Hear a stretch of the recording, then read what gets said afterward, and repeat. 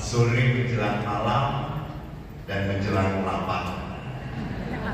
Terima kasih Romo Tarsi, saya diperbolehkan untuk berbagi di tempat ini. Ini kehadiran saya yang kedua. Sit Deus in itinere tuo, semoga Tuhan menyertai dalam perjalanan kita. Hari ini adalah dalam ulang tahun kelompok persaudaraan gerombolan. Terus apa ini? Komunitas patrisian yang isinya bapak-bapak semua. Gak ada yang ibu. Kenapa? Patrisian laki-laki semua. Karena disitulah mereka merasakan kebebasan. Disitulah mereka bisa berdoa berjamaah, berdosa berjamaah. Terima kasih komunitas patrisian, dan hari ini pun bekerja sama dengan SKK ya, dari seksi kerasulan keluarga Keuskupan Agung Jakarta Paroki San Stella Maris. Tepuk tangan dong untuk kakak. Ya, siapa yang dari paroki sini? Angkat tangan. Wow, banyak banget. Terima kasih. Siapa yang dari luar paroki sini? Silakan angkat kaki. Karena Anda adalah penyelundup. Ya, firman Allah tadi, firman Tuhan penolong hidupku. Dan hari karena patrisian ini sering sekali membaca kitab suci, padahal yang lebih penting melakukannya, coy. Bukan hanya membaca, anak TK juga hafal. Jadi bagaimana nanti saya akan melihat kenapa kok kita membaca firman Allah. Saya seringkali kalau di rumah retret, kan anak-anak pada bawa Alkitab. Saya bisa membedakan mana ini anak Katolik, ini anak Kristen. Kalau anak Katolik itu kitab susah dibukanya, pelan-pelan, masih rapat-rapat. Firman Allah terkunci pada Alkitab. Tetapi kalau anak Kristen itu mudah dibaca, distabiloin sampai kayak direndam stabilo semuanya. Saudara-saudari yang terkasih, mengapa orang saudara kita Kristen begitu rajin sekali membaca kitab suci? Karena bagi orang Kristen sumber satu-satunya iman adalah kitab suci. Kitab suci, maka mereka harus baca kitab suci.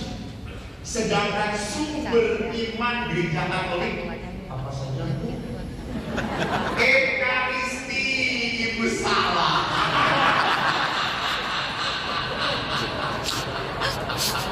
Itu mah tempat mencari berkat Tuhan, itu Ekaristi namanya.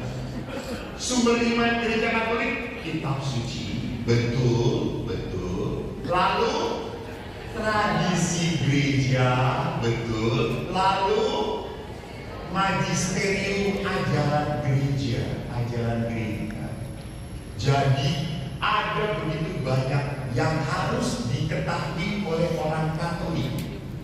Bahkan nanti juga saya akan memperlihatkan ajaran gereja tentang kitab suci apa, supaya kita tahu bersama-sama. Dan sering orang Katolik kalau disuruh baca kitab suci banyak alasannya. Tulisannya kecil-kecil, susah dibacanya. Terus saya bilang, Oma, cari kitab suci yang satu lembar satu huruf.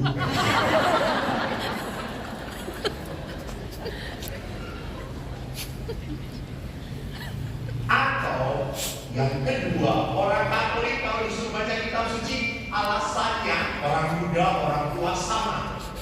Alasannya Saya sudah baca tetapi tidak paham, tidak mengerti. Saudara-saudariku, kitab suci itu sabda siapa? Sabda siapa? Sabda Tuhan. Kalau nggak ngerti, wajar kita blokor. Tuhan Maha tahu.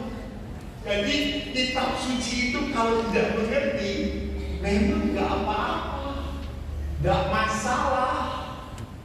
Tetapi yang penting baca, supaya tahu kehendak Tuhan. Orang kata juga tadi, Romo, saya tuh yang supaya tahu kehendak Tuhan, saya tuh langsung diem, tenang. Terus saya tanya, tahu kehendak Tuhan? Udah makin bingung. Ya iya. Kamu bisa tahu kehendak Tuhan hanya lewat apa? Baca kitab suci. Baca kitab suci. Kitab suci itu mungkin waktu kita baca, kita nggak ngerti apa-apa. Tapi suatu saat, kok saya dikuatkan ya oleh kitab suci? Kok saya dikuatkan ya? Beberapa bulan yang lalu saya memberi kontrak ibu-ibu 450 ibu. Weh, saya sampai mencret. Kenapa? Saya itu nyuruh tenang, gak ada yang tenang. Kata saya berkata dalam nama Yesus, engkau dulu bisa menghentikan badai. Ini saya menghadapi lebih dahsyat daripada badai. Tolong Tuhan, tolong supaya ibu-ibu tenang. Lalu saya tiba-tiba suara dengan roh semacam ini tidak bisa diusir. Hanya dengan doa. Kamu harus berpuasa. Jadi Bapak Ibu, mari saya sekarang mau melihat ada apa dengan kitab suci. Tolong ditayangkan di depan ini daripada wajah yang tidak jelas dengan ini saja yang tidak jelas. Kita berbicara tentang pendengar dan pelaku firman. Next, penginjil Lukas bagus sekali mengatakannya. Ketika Yesus masih berbicara, berserulah seorang perempuan dari antara orang banyak. Perempuan bukan laki-laki. Memang perempuan banyak komen. Banyak komen. Gak bisa diem. Jadi Bapak Ibu harus sadar ya, mengapa gereja Katolik tidak mengizinkan perempuan jadi pastor. Kenapa? Anda tahu, kami para pastor kalau di ruang pengakuan dosa, kami tidak boleh tanya macam-macam. Kita hanya mendengarkan dan kita tidak tahu siapa yang mengakukan, dan tidak mau tahu juga dosa-dosanya. Oke, karena kita pengantara berkat, karena yang mengampuni Tuhan. Jadi kita dengerin doa. Oke, baik, betul sudah. Bayangkan kalau perempuan pastor, pasti siapa? Gimana? Oh iya memang orangnya kayak gitu. Udah jangan.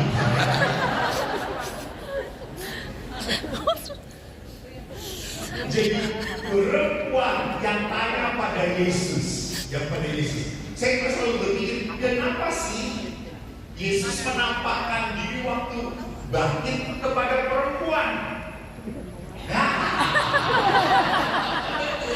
Karena kalau perempuan yang lihat langsung ngomong, Yesus bangkit.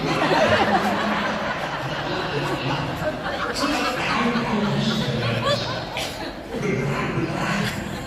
Coba kalau para rasul dulu yang lihat, mana Yesus? Tidak tahu. Lu lihat di sini.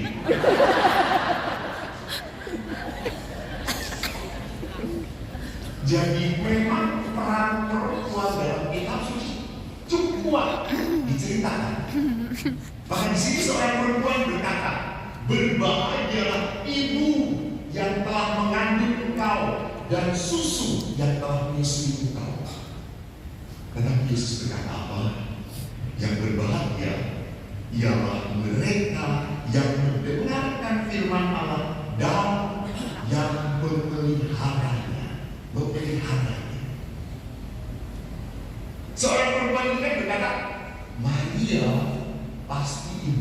bertanya. Yesus berkata, "Tidak. Yang berbahagia ialah mereka yang mendengarkan firman Allah dan memeliharanya." Apakah Yesus menolak Bunda Maria? Apakah Yesus menolak Bunda Maria? Tidak. Justru Yesus mengatakan, ibu saya tidak hanya punya hubungan badan dengan saya, dia ibuku, tetapi ibuku adalah mendengarkan firman Allah dan memelihara firman Allah. Jadi justru Yesus menekankan yang berbahagia itu harus seperti siapa? Maria. Dia mendengarkan dan memelihara firman Allah. Oleh karena itu, kalau kita berbicara tentang firman Allah, wahyu Allah, ada apa sih dengan firman Allah, wahyu Allah ini? Next, firman Allah